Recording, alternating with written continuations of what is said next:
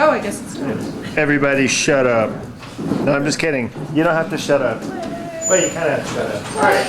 So we're going to start out this morning with a little competition. This morning? It's not morning. God almighty. I am sicker than crap. I started getting sick yesterday, so that's just my sickness exploding upon you. So I need 3 contestants, and you can either volunteer or I can pick 3 cards. What do you think?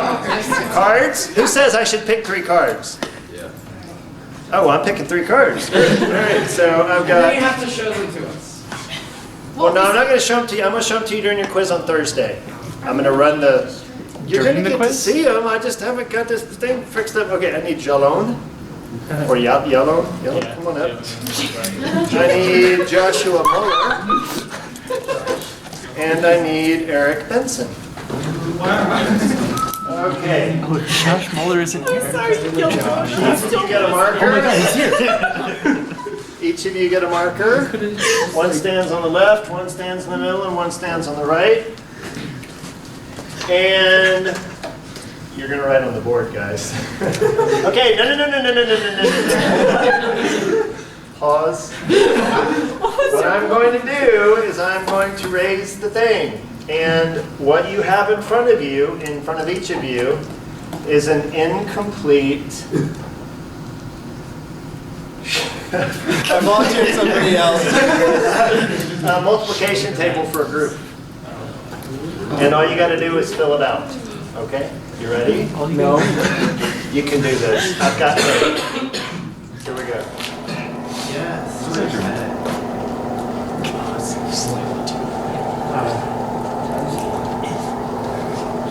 You put those way too high up. Well, I had to go underneath the screen. She's not tall enough. Thank God you Are those zeros? That's all.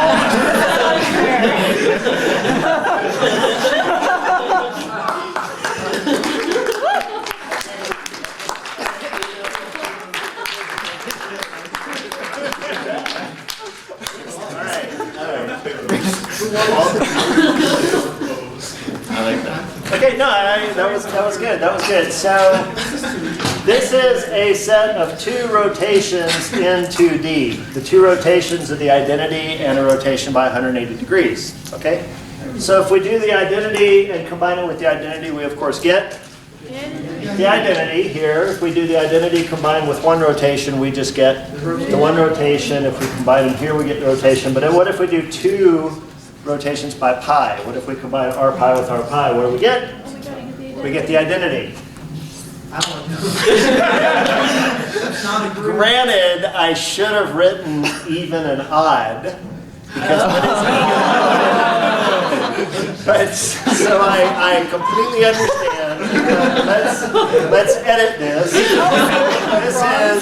This is even integers and odd integers, and then you're adding them together. So if you add an even number to an even number, what kind of number do you get? Even. You get even, not even squared. I mean, I guess it's even squared. But yeah.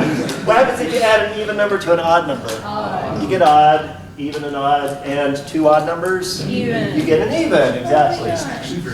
And then lastly, the numbers 1 and -1 with multiplication. 1 times 1 is 1. 1 minus 1 times 1 is -1. 1 times -1 is -1. And -1 times -1 is 1. Thanks for going through those. You're welcome. Can you do it one more time? The reason these are shown is because they're very different things, right? Multiplying 1 times -1 is very different from adding even and odd numbers. I mean, the operations are very different. This is addition, this is multiplication, right? But they're all the same group. I like your sheep analogy better.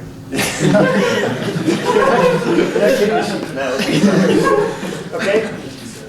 And so you might ask, what is the group that underlies these 3 different representations of the group? And it's perhaps one of the simplest non-trivial groups in existence. It's called Z2.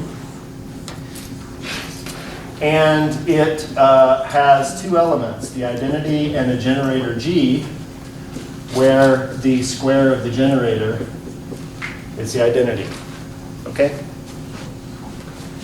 So the Z just means you've got two discrete elements. It's not a continuous group. You've only got two. You know, one of them has to be the identity, so that only gives you one other element, which we can just call G in general.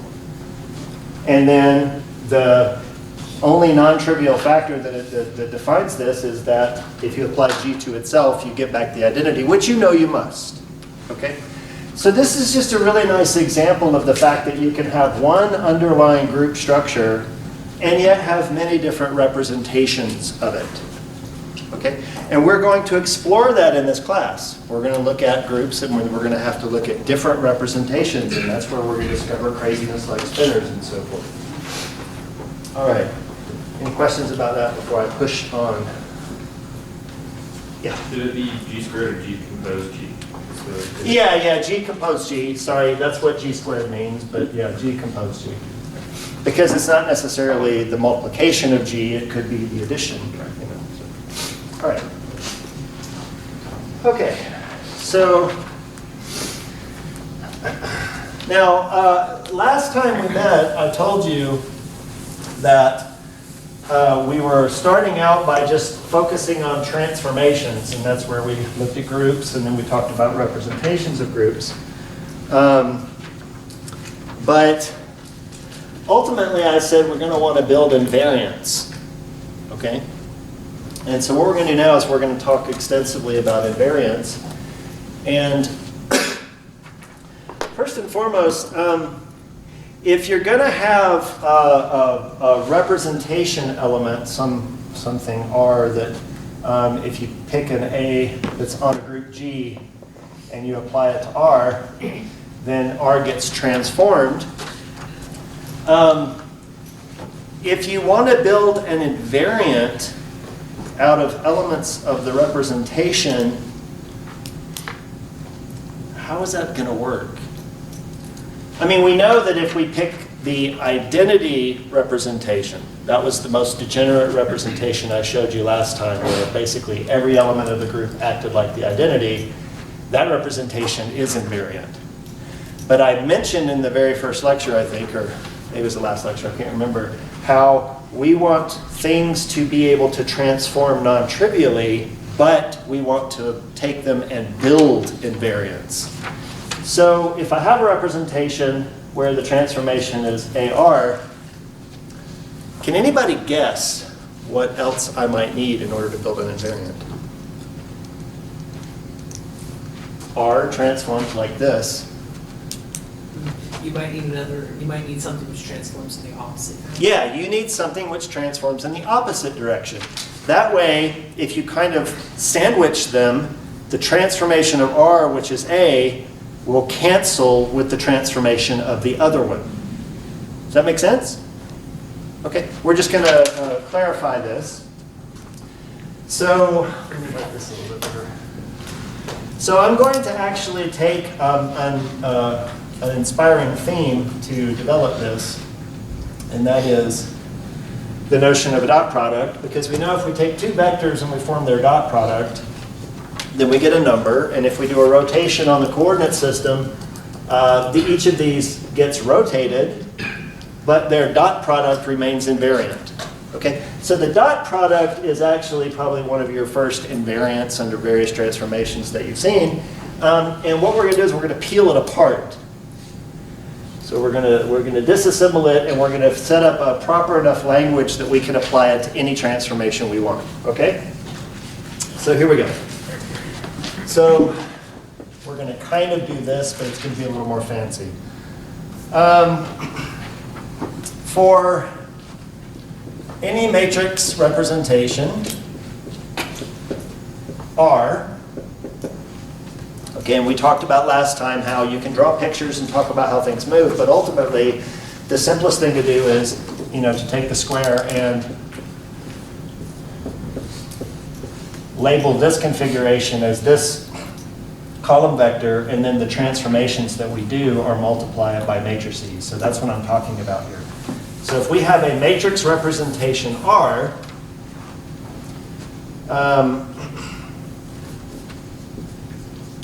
we can form Now we need a name for what transforms oppositely, and the name for that happens to be the dual transformation, or the dual representation, sorry. And we're going to call the dual representation R twiddle, and we're going to do it as follows. Okay. If A is an element of the set of transformations, so we have a group of transformations. This could be discrete, it could be continuous, it could have a gazillion, it could have a gabillion, I don't know. This is just one of them, all right? Then we know that a representation R, an element of the representation, transforms under the matrix operation of R. Then we need R twiddle, and this is going to look really kind of painful, but it's what we need, and you'll see why. We need R twiddle to transform as A inverse transpose R twiddle.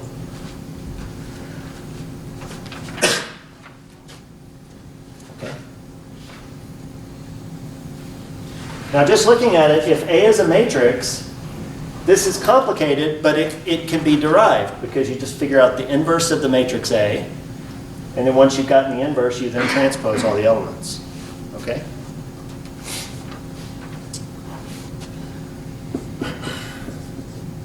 Then, what we can say is that the combination of the dual element and the original element transforms in the following way. Thank you so much. Off camera. Sweet. Okay. So, all I want to do is take this combination of the transpose of a dual and an element of the original representation, and I want to transform both of these. Now be a little bit careful. Let's take this one first. I want to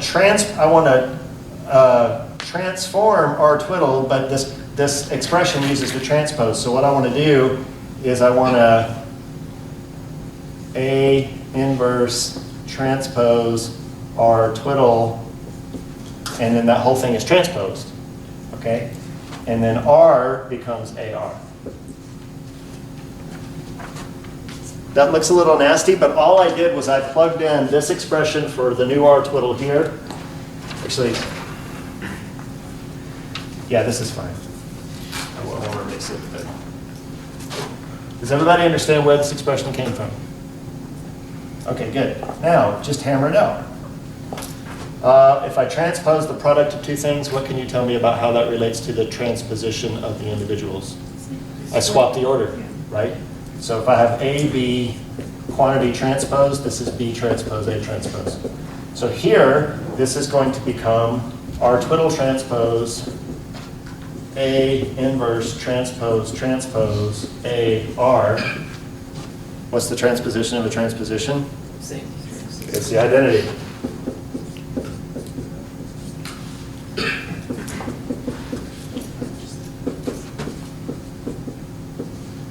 Okay? So now you understand why this has to have this funny transformation property. Okay? It's because we combine the transpose of the dual element with the original representation element in order to create something which is invariant. Okay? I'm transforming all of this and I'm getting back the same thing. Any questions about that?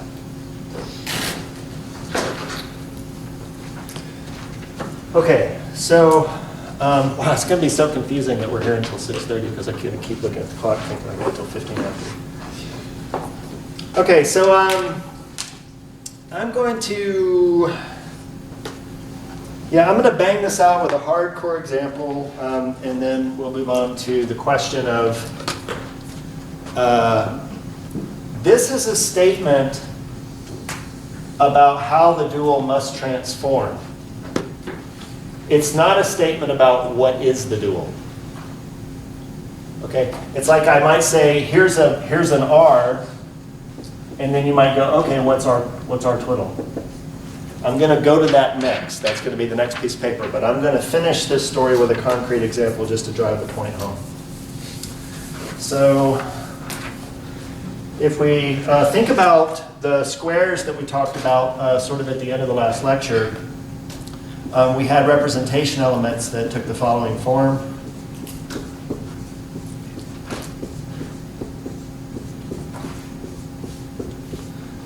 And I'm going to go ahead and write down the elements of the dual representation, although where these came from is not at all obvious.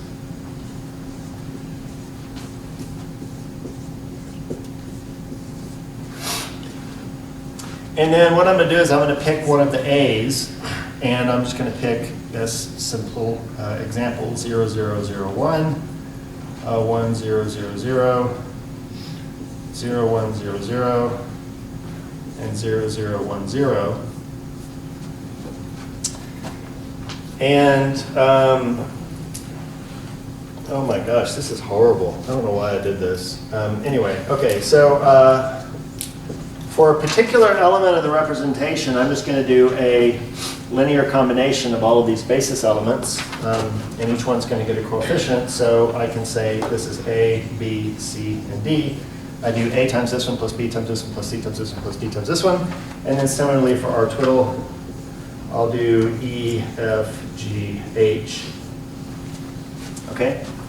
And then all I want to do is I want to bang this out. I want to say, is R twiddle transpose R invariant? And well, the first thing we can do is we can figure out what R twiddle transpose R is, because here's our twiddle, we transpose this, then we multiply these two things together. So if I transpose the column vector, I have E, F, G, H, and then I'm multiplying that by A, B, C, D, and we know what we get. We get A, E plus F, B plus C, G plus D, H. Okay? But now what I want to do is I want to shove, or I want to transform everything and see if I get the same answer. Okay? So transforming it, and there's no way in God's name I'm going to sit on the ground and write on the bottom of the board. The thing is offhand. No, I'll do it. Come on. Why not? I'll probably just fart on you guys. Let me see. Oh, yeah. Here we go. Okay, so this guy, if I transform it, it's not nearly enough room. It's terrible. I mean, you did draw like the largest, smooshiest. Yeah, I know. It's like my board skills are poor right now. Shut up, Madison. You're not invited. Okay, here we go. So we're going to do the transpose of A.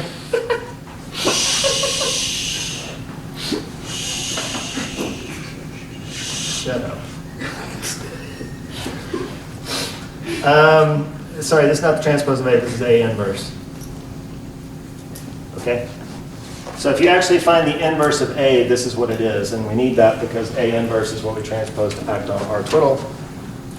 And then we're going to act on E, F, G, H with it. And then we're going to transpose this entire thing, and then we're going to hit A acting on bye. Don't ever come back. Who left? Eric. Eric left? Okay, that's fine.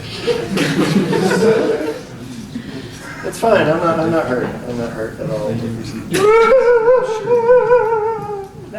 Okay. Anyway, so this is the crunchier side of the expression. This is the one that it transforms into because I'm applying A inverse transpose and I'm applying A here. And let's just see if it works out. So this is A inverse. You can tell it's not A. It's A inverse. If we transpose it and multiply it by this, then we're going to get something that looks like the following. H, E, F, G.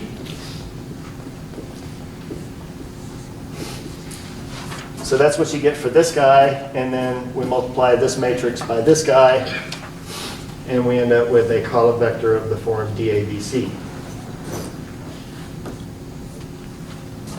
Okay?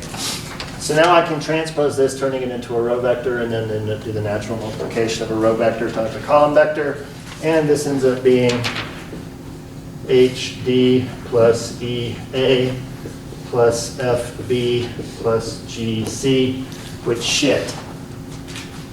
It's correct. Yeah, I know. It's the same. It's exactly the same as this guy. We just rearranged terms, but they're all added together, so who cares? Yeah. Oh, never mind, actually, sorry. You can- Okay, we're done. All right. So all I'm doing is I'm showing you how, if I have an element of a dual representation, which here is just defined by having this transformation property, if the original representation has this transformation property. All I'm doing is showing you how to build an invariant, okay? But this is going to be an underlying theme. Let's go back to this. V.W. Really and truthfully, the dot product is not an argument of two vectors. What you secretly do when you do a dot product is you take this thing right here and you turn it into V dual. And then you combine V dual with omega or W or whatever that is. And that gives you a number. This notation is poor and soggy and sad and historic, okay? We should really think of this more of something like V mu W mu, where this is the dual vector which we identify because it has one root index, and the W is the vector because it has an upper index. We'll come to this notation later on, okay? All right, so one more note before I move on, and that is, in all of this discussion, we've kind of implicitly assumed that the representations are real. All of these column vectors just have real numbers in them, and we might assume that the coefficients A, B, C, D are real numbers. Okay, but you might ask, what if we allow complex things? What if the transformations are complex? Instead of matrices of real numbers, you might have matrices of complex numbers. And in that case,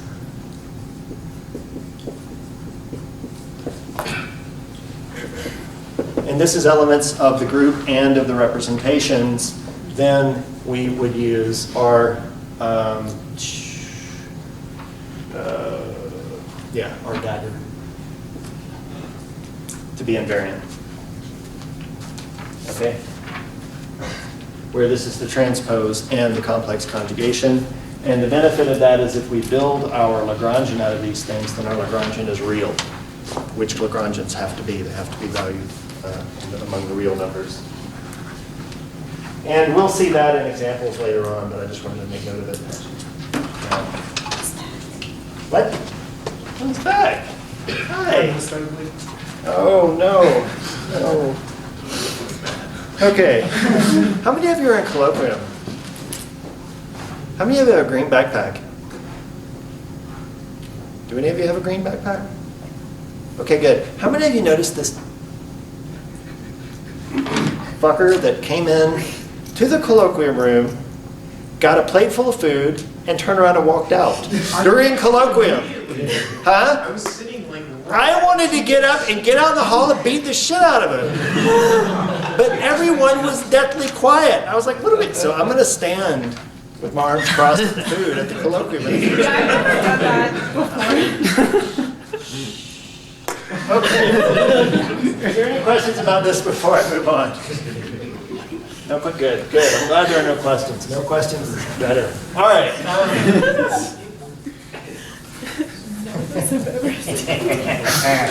Never. Okay.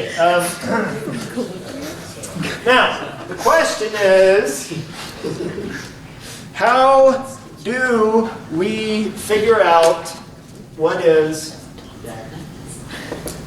the dual? All right? So if I give you an element of representation, or of a representation, and then I ask you what is its dual, cross. How do you think the dual elements are related to the original elements? What would you use? You would probably say, let's indice? Well, it depends on the specific situation, because in some cases, in ordinary Euclidean space, dealing with ordinary vectors, the dual vectors would be just the transpose.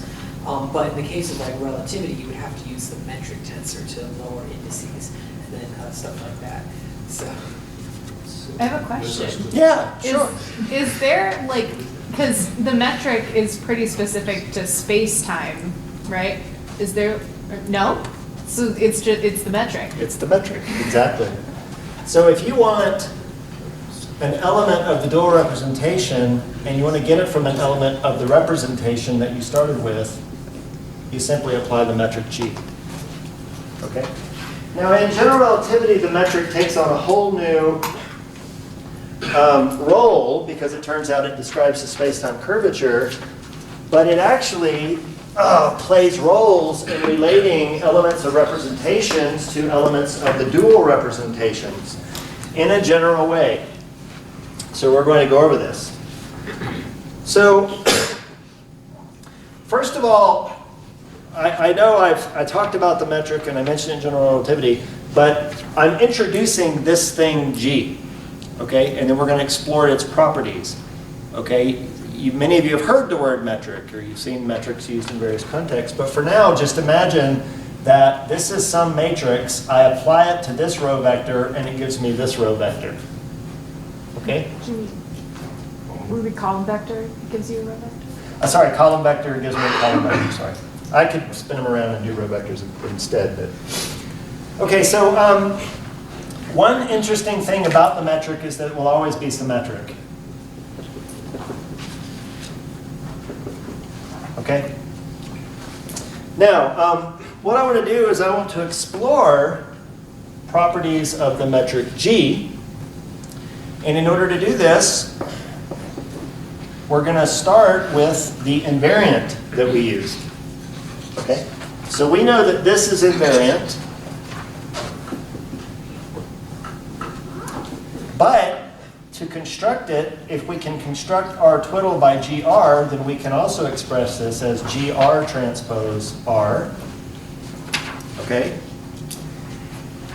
And now what I can do is, instead of transforming R twiddle with that A inverse transpose and then R with A, I can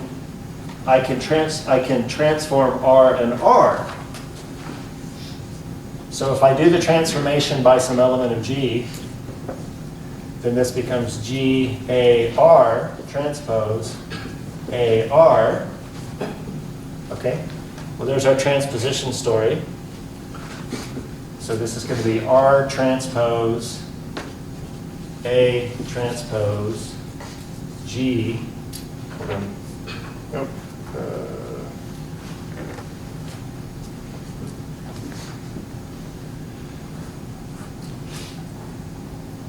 If you drop the transpose, it's because G is symmetric.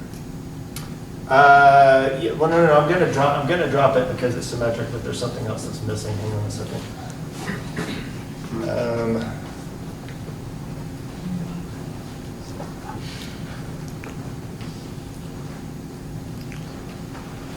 Oh.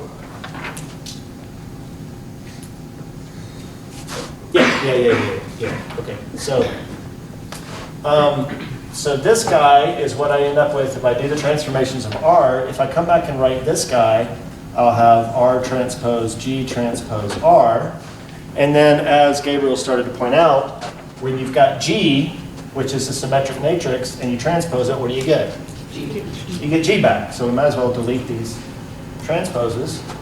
So in order for these two things to be the same, what do I need to be true about the transformation of G? A transpose G, A equals G.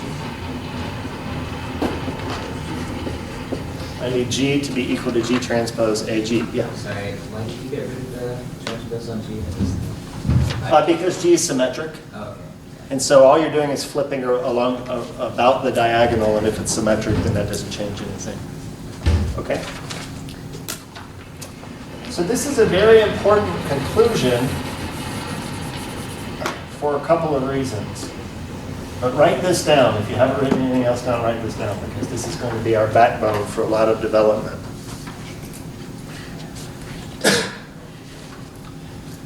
So there's two things you can say about this story. The first is,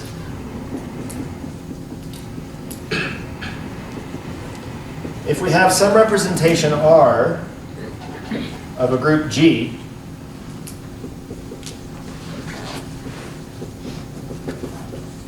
then forming the dual representation R twiddle with the metric G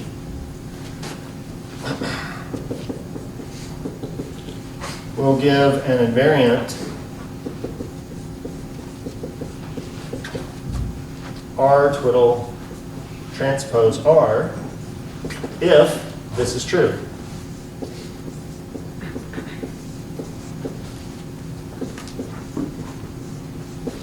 For any A on G.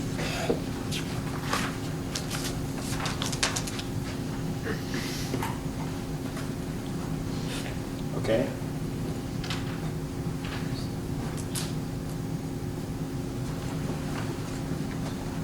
So the thing is if you form the dual representation elements by applying G to R, the dual elements are going to transform in the way that we need them to, so that R twiddle transpose R is invariant, like we were talking about before. But this is just telling you how you can obtain the R twiddles explicitly from the original R's. But there's actually a more important conclusion which we'll explore, and that is the following. Given a rep R and a metric G,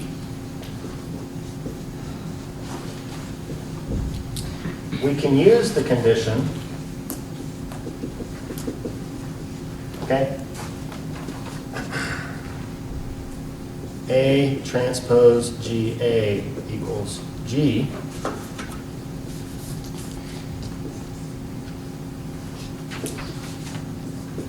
to find the A's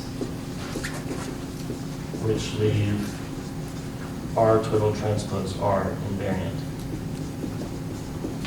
Now, that's just a rehash of words, but I want you to pay attention to something important.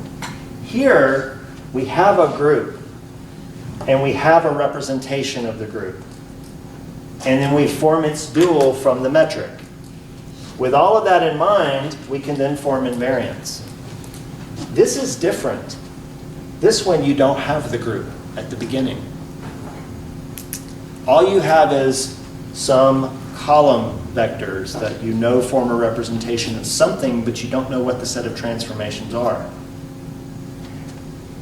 But the extra piece of information we gave you was G. Then you can apply this condition to figure out what the transformations are. Now that might sound weird, but I'm going to work through a complicated example of it. Okay? But the important point is here you're starting out with the group of transformations. Here you're just starting out with a representation in the metric, and then you're using this condition to figure out what the transformations are. Okay? Now,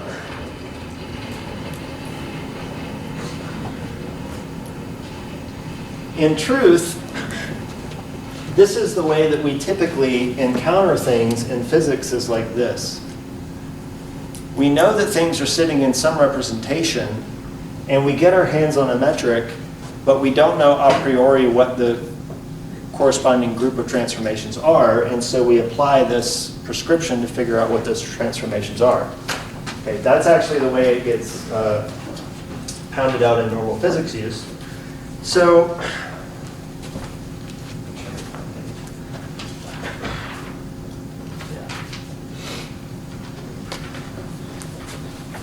any questions about this before I erase it? Okay. So I'm going to start out with a simple example, and then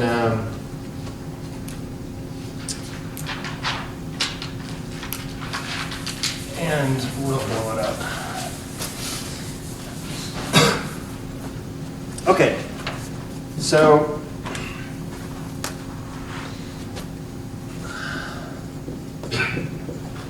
consider a vector in 3D. So this is R3. This is just three-dimensional space, no time element. So we know that we can write the vector with a 1, 2, and a third component. And I'm going to provide you the metric on the space. The metric on the space is just the identity.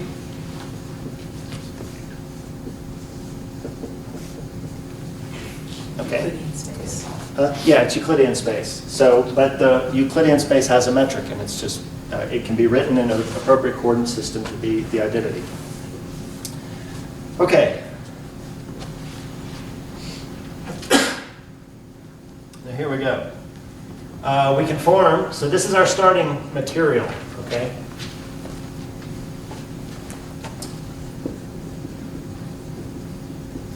We can form dual vectors v twiddle by applying v to g, or g to v, sorry.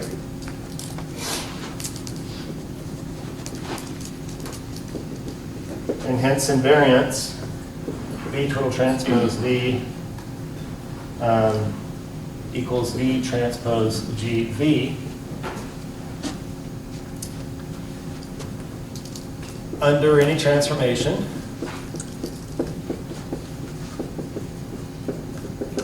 that satisfies, and this is just a generic condition, A transpose GA equals G,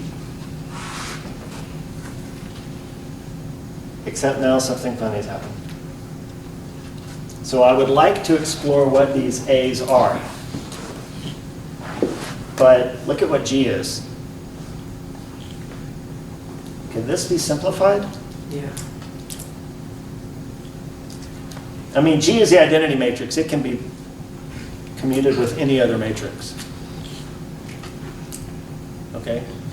So I could, for example, write the left-hand side as A transpose A G equals G. This is something times G is the identity times G. Something times G equals something times G tells me that this is A transpose A equals the identity. Okay? So given the metric, this general condition reduces to this. Now we're in 3 dimensions, so we're working with 3-dimensional vectors. We're dealing with 3-dimensional vectors, not complex numbers. So these are vectors with real components. Does anybody know what condition that defines? If I only want matrices A that satisfy A transpose A equals the identity. I believe it's the orthogonal group O3. It's the orthogonality condition.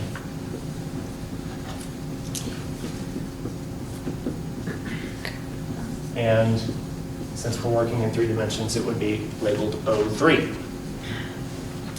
How many of you have heard of the orthogonal groups or the orthogonal transformations or whatever words you want to put there? Okay, so that's like, yeah, whatever, that's like all, so if you want to describe these transformations A's, then all I got to do is write down a 3x3 matrix such that the transpose times the original matrix equals the identity.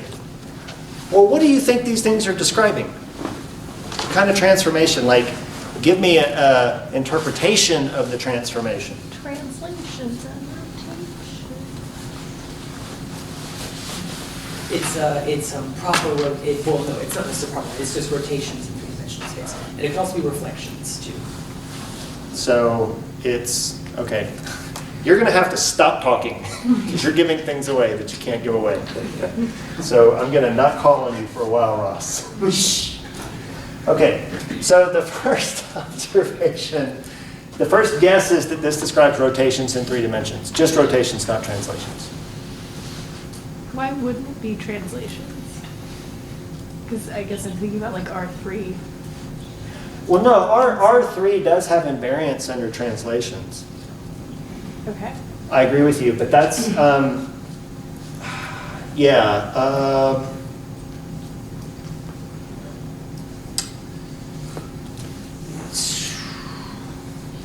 Yeah, tackling the translations is considerably harder.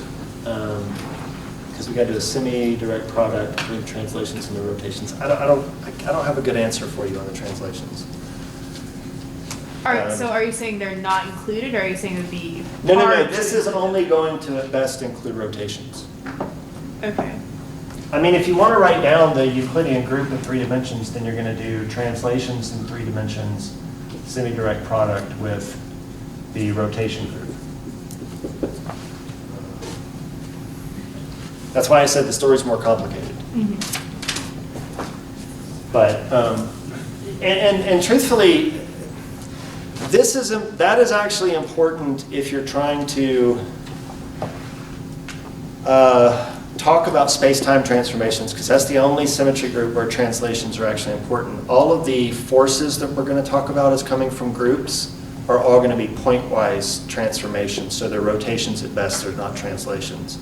So the translation part of the story is something that gets tacked on when you're trying to apply this whole group theory language to space-time, which, you know, we're going to talk about how special relativity emerges from all of this. So in principle we should, but you have to significantly generalize this to include translations. Okay, so let me see. All right, so we are talking about this orthogonal group O3. And what I'm going to do is I'm going to consider 2 different elements of that set. So I'm going to consider rotation around the x-axis by an angle theta. And you should all know what this looks like.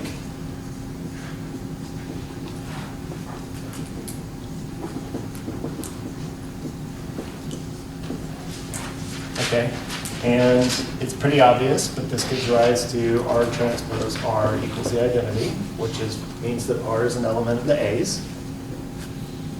Okay.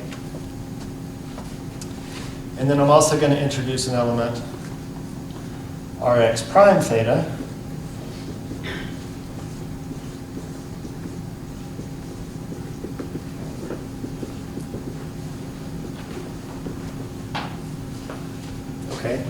which looks very similar to my Rx theta, except I've got a factor of -1 all the way down the diagonal. And if you transpose this and multiply it by the original matrix, you'll again get the identity. Okay?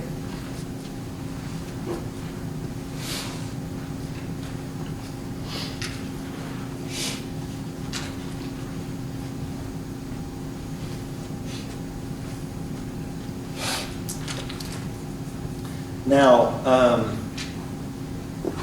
so both of these are examples of the A's which satisfy the condition that defines O3.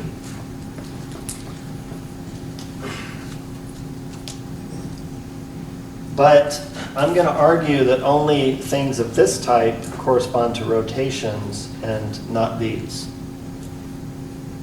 Okay, so in order to do this, first of all, well, I can ask, well,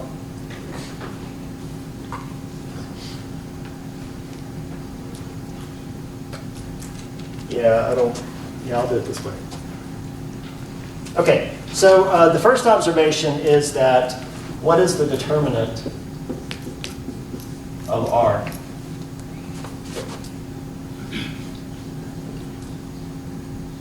I'll just pick somebody. Andrew Baker. 1? Say it again? 1? That's good. If it's a guess, man, that was a good guess. What is the determinant of R prime? I'm going to pick somebody. Brandon Boucher. -1? -1, exactly. Okay.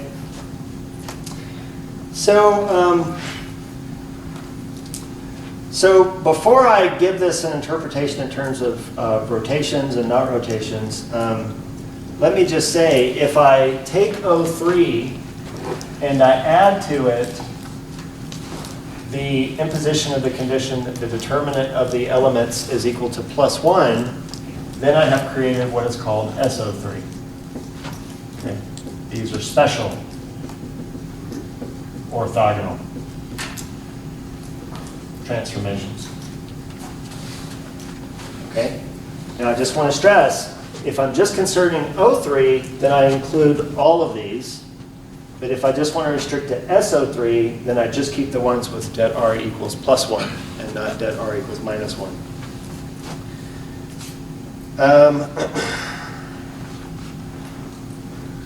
Now, wait a minute. These are just two examples. I mean, like you could have an example with the determinant of R equals a quarter, right? Or a fifth, right? It doesn't have to be 1 or -1, does it? Yes? I guess if you want me to answer, I can. But, Well, what are you going to say? I was just going to say that we can use the identity, we can use the determinant identities to prove that it has to be +1 -1. We'll come and do it. Okay.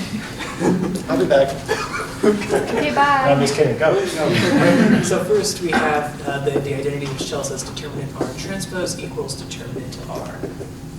And then we have that the determinant of any two matrices A, B equals determinant of A times determinant B. And so then we apply this to determinant R transpose R is equal to just determinant R transpose times determinant R equals det R times det R is equal to just det R quantity squared equals 1. Therefore, Why does it equal 1? Because it has to, because R transpose R equals 1. And then, okay, sorry. So determinant of R transpose R, I skipped a step, sorry. Equals determinant I equals 1. This equals 1, therefore. Okay. Good. Okay, everybody follow that? Give him a hand. Give him a hand.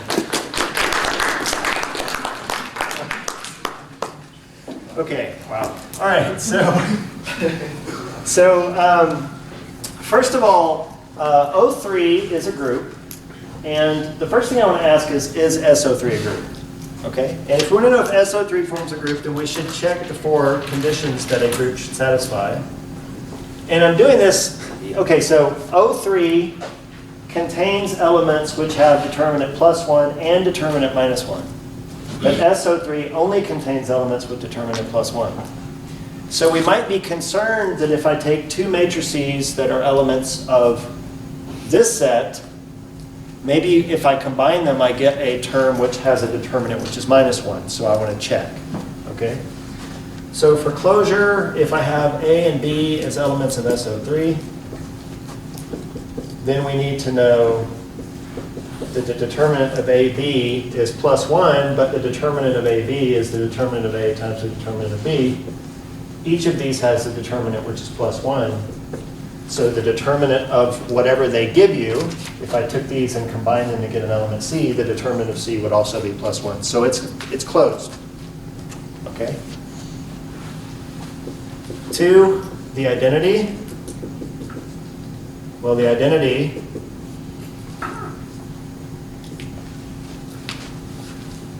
does the identity have determinant +1?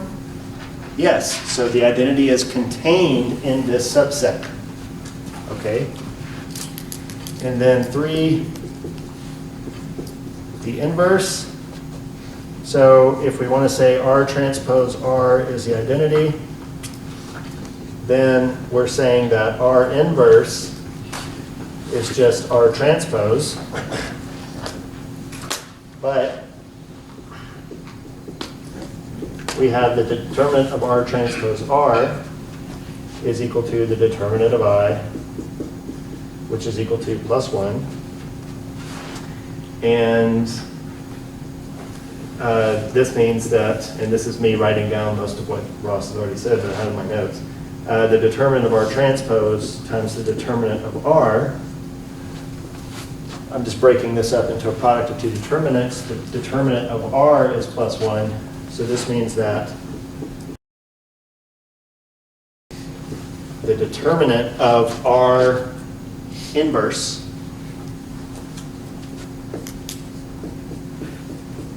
is also equal to plus 1. So again, these are things you have to check.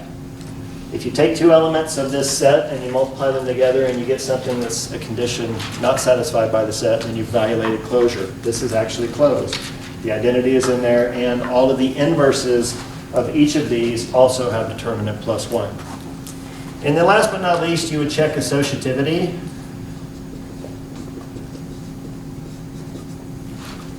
But associativity, if you're using matrix multiplication to underlie your representations and your transformations, associativity is always guaranteed. So there's no point in even testing it. Okay?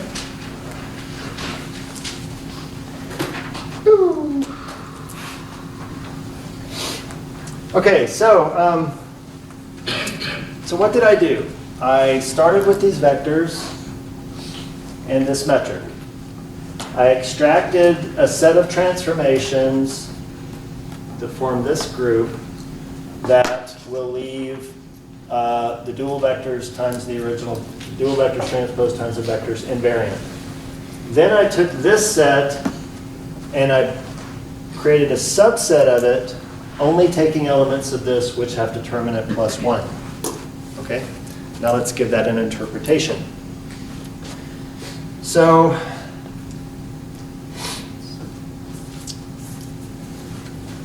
well, what do we do to go from here to here?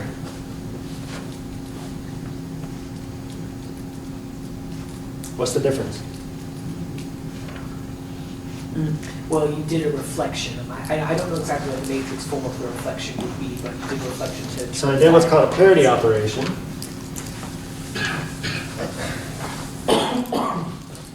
So to go from R to R prime, we used this transformation matrix.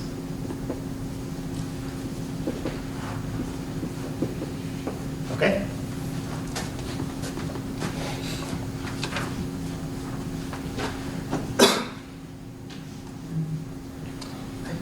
Hold on a second.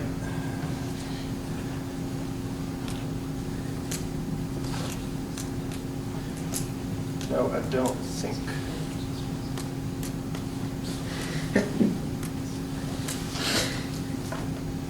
Yeah, no, there should be a minus here, but it doesn't matter where you put it. But so obviously this thing comes from this thing by applying negative the identity. Okay. Now, what is this matrix doing?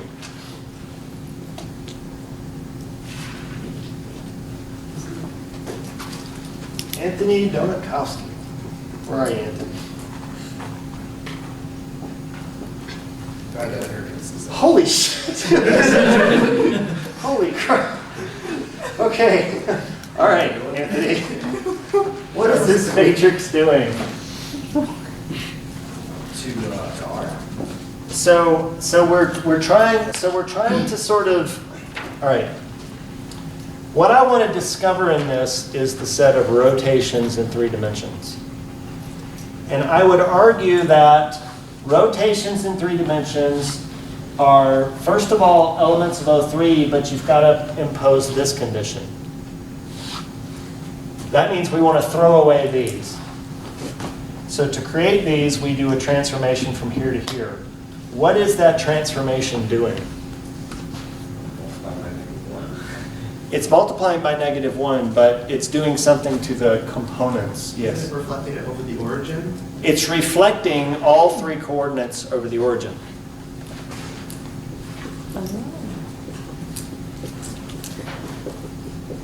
Okay? So instead of working with, we're working with this.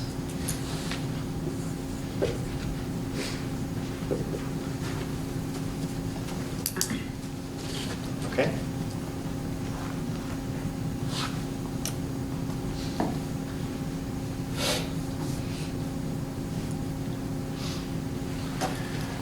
Now, there's a couple things I want to say, but let's start with the following observation. I'm trying to describe rotations. Didn't I just rotate the coordinate system? No, I did not. One of them is left-handed, one of them is right-handed. They're not the same coordinates that have just been rotated to this new configuration. Okay? Everybody understand what I just said? You can't take this and rotate it and get that. The X here is going back into the board. Okay? So, before I strike an interpretation into this, let me just say, well, this is P. What is P squared? It's the identity. Now, I would argue that I and P together form a group. What group do you think that is? Z2. That's the Z2. That's what we had the 3 multiplication tables for at the beginning. So we have a Z2, which is just I and P. Okay? Now, we don't really need to, well, kind of do, but we're not going to worry about it. But what we can now say is, if I started out just with the elements of O3 that have determinant +1, then I have SO3, right? But if I then combine with that the possibility of applying P to build these elements, then, and that's just a cross product with this Z2 group, then the combination of SO3 and Z2 gives me O3.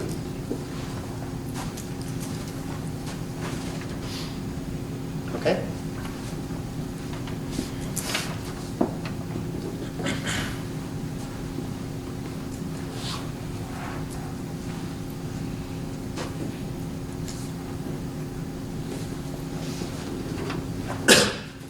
Now, a couple more comments and then we'll move on. Let me ask you another question. Alex, I have a question. Yeah, go ahead. Why would that be a cross product?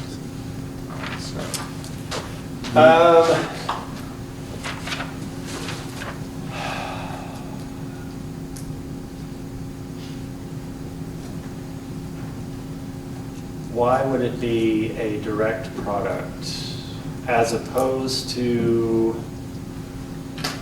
I mean, I don't know much about these things, but I thought it would be like a tensor product. Okay, who's talking about tensors? So yeah, no, I mean, so the idea here is, I mean, the X here is, yeah, it's a.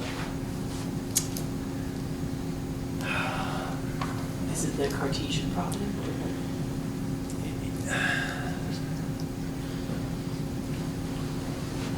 It's not like multiplying things, it's creating pairwise copies of, Yeah. it's. Well, I it's- mean, this is a set of 3x3 matrices, But and that- this is a set of 3x3 matrices. But that would like depend on the representation, right? Like, it doesn't necessarily have to be matrices. Well, no, if I'm talking about SO3, I'm talking about 3x3 real matrices. Oh, okay. Yeah, so this is a set of matrices, and this is a somewhat different set of matrices, although they both have the identity in common. And then I'm.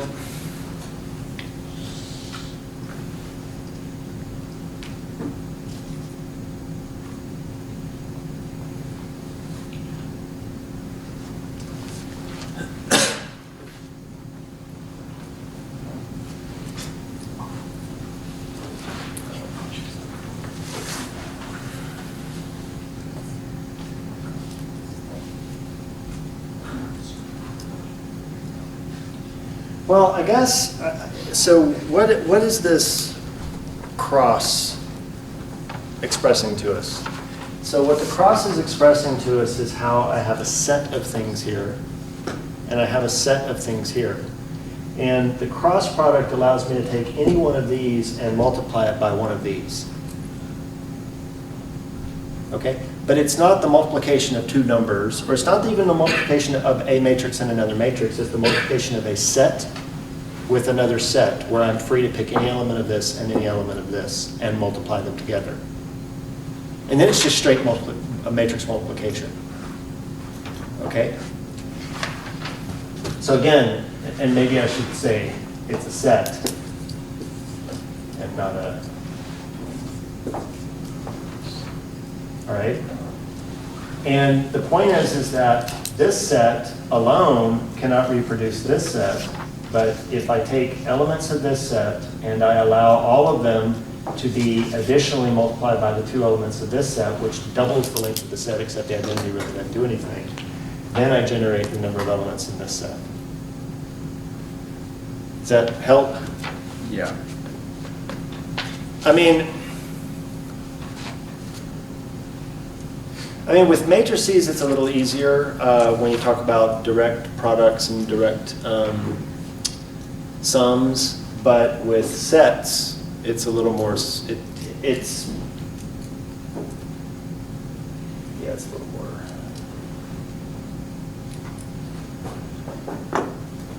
Yeah. Yeah, I'll have to think about it more. Okay, so so there are two things I want to say before. Oh shit, you're kidding me. It's already 6:15? God, You still technically have 15 more minutes. You're going to done 15 minutes, right? No, I won't. I don't know why I'm going so slow. Anyway, okay, so here's another question. Is O3, so if I take the elements of O3, and I only focus on the ones with determinant equals -1, does that form a group? Or a subgroup of O3? No, Why? the identity matrix doesn't solve that. The identity matrix is not in there, okay? But also,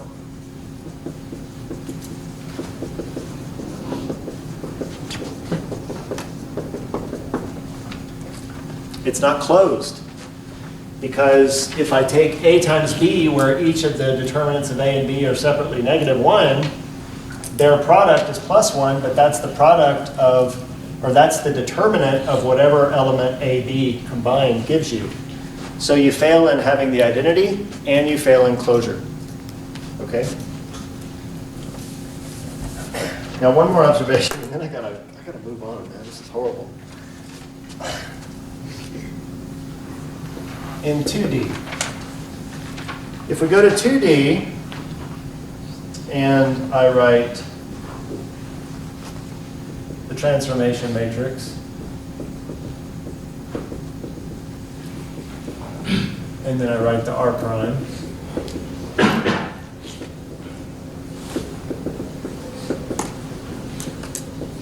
what do you notice? What's the determinant of R? It's 1. What's the determinant of R prime? It's +1 as well.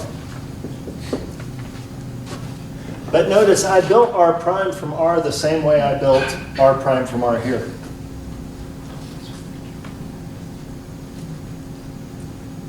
Wait, isn't that weird? When I built R prime from R by applying this transformation P, I swapped the determinant to -1. Here, though, I can apply P to this, I get this. The determinant of R prime is still +1. Same thing would happen in 4D. Same thing would happen in 4D. So what we're finding is the following, and I'm just going to give you the interpretation of it. Remember how I said if I reflect all of x, y, and z, I get this, and it's a different coordinate system? Well, if I just have x and y, and I reflect these, is this coordinate system related to this coordinate system by rotation? The answer is yes. Okay. So P is a reflection of all the coordinates But if you have an even number of coordinates, so this applies to 4, 6, 10, whatever. If you have an even number of coordinates, P is always going to be equivalent to a rotation. But in an odd number of dimensions, P is actually going to be a reflection which cannot be obtained by a rotation. Okay? Now don't get me wrong, I can do an R prime which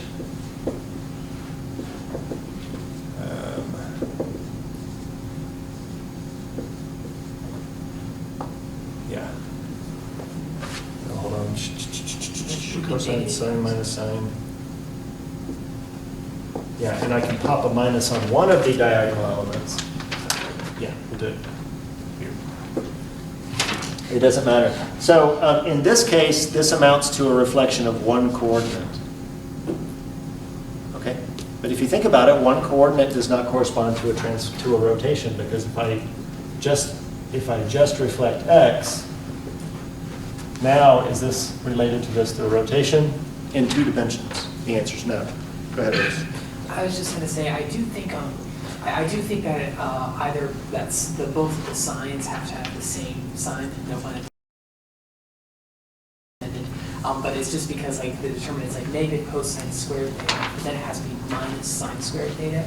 But the determinant places an additional minus there, so you have like minus sine squared.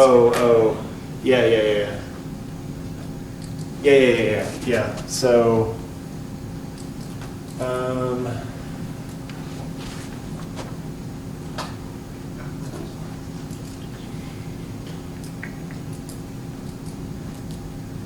yeah.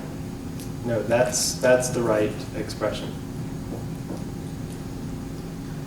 I think. Yeah, it is. Okay. Oh my God, this is horrible. All right, so I wanted to say something about unitary groups. Oh man. But then I think I should do the counting of free parameters, because you have 2 homework problems due Thursday, which is counting the free parameters in groups and.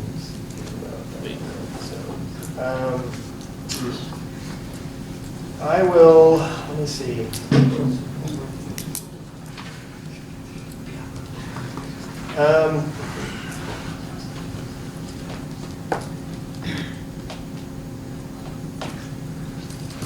Well, let me just,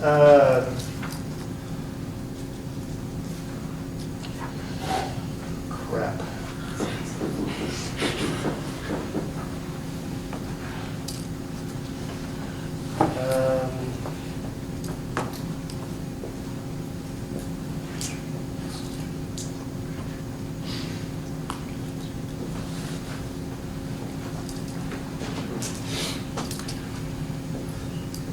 So,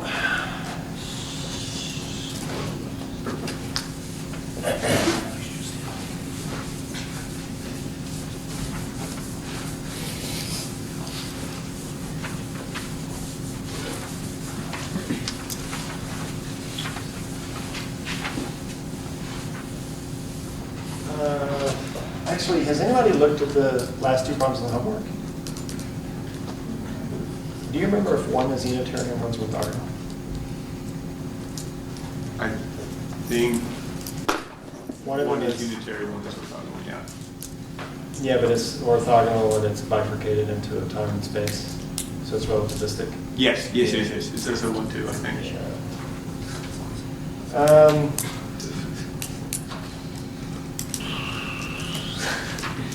Sorry guys, I don't know what to do. Anyway, I'm just gonna see where I can get in the next 5 minutes, and we'll go. Okay.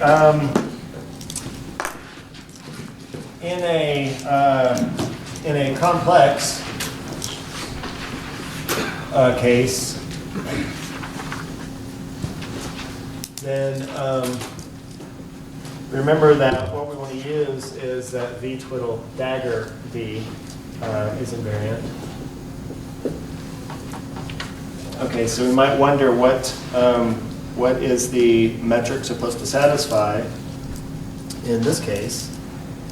And it turns out in this case, then the metric is supposed to satisfy that A dagger G A equals G. Okay? Not just transpose, but you also have to complex conjugate the A's, where A's are elements of the transformation group G. And if we use a vector V1, V2, say in 2 dimensions, with a metric that is the identity in 2 dimensions, then this set just becomes A dagger A equals the identity. And this defines a group we would call U2, the unitary group in 2 dimensions. This is unitarity versus orthogonality, where you use the transpose. Okay? And just like with going from ON to SON, we can go from U2 to SU2.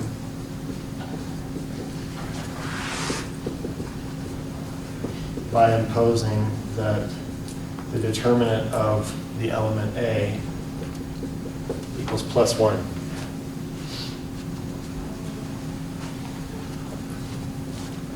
Okay? I mean, this is 2 just because I use a 2-component vector and a 2x2 metric, but you can do any in there that you want.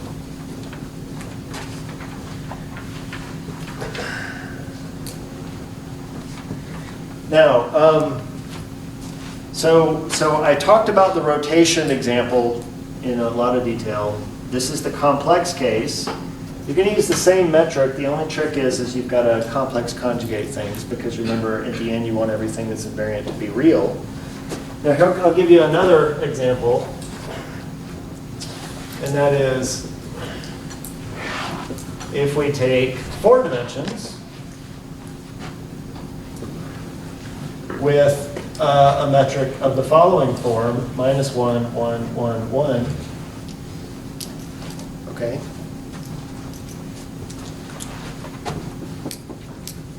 And of course, and vector representations, so V1, V2, V3, V4. Okay, but the metric is the thing that's going to change from the normal rotation case. Then, if we take lambda G, lambda equals G, and we also impose that det lambda is equal to +1, then what have we formed in this case? Is this 4-dimensional rotations? I mean, remember, rotations were such that A transpose A equals the identity, because the metric was the identity. So you could simplify it out of the expression. This metric is almost the identity, but not quite. So you can't cancel it out of the expression like you could for rotations. Okay? So this is not pure rotations. The set of lambdas that you get by considering what transformations lambda would satisfy this with this G corresponds to, say it again? The Lorentz group. Okay? But actually, screw the Lorentz, screw the name. What are the names of the matrices? Boosts.